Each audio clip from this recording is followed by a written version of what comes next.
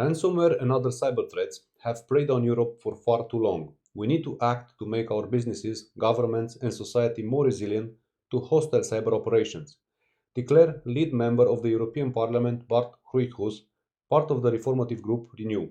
His statement came after the adoption with a broad majority by the European Parliament of the new cybersecurity legislation, NIS 2.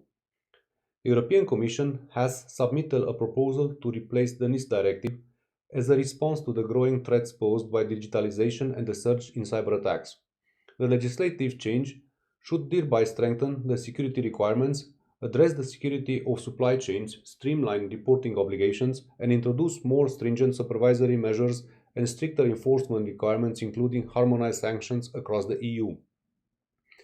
The Network and Information Security Directive was the first piece of EU-wide legislation on cybersecurity in 2016, and its specific aim was to achieve a high common level of cybersecurity across the member states.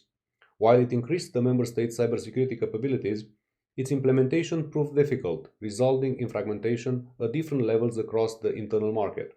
The members of the European Parliament insisted on the need for clear and precise rules for companies. This will also protect so-called important sectors such as postal services, waste management, chemicals, food, manufacturing of medical devices, electronics, machinery, motor vehicles, and digital providers.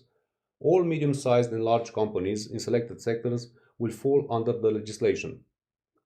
In the words of Bart Groothuis, this is the best cybersecurity legislation this continent has yet seen because it will transform Europe to handling cyber incidents proactively and service-oriented. And the expectations are that this European directive is going to help around 160,000 entities tighten their grip on security and make Europe a safe place to live and work. It will also enable information sharing with the private sector and partners around the world.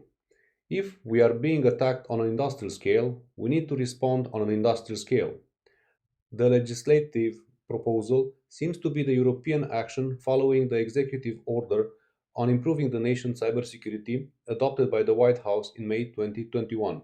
More details on the new legislative directive and next steps can be found on the official site of the European Parliament.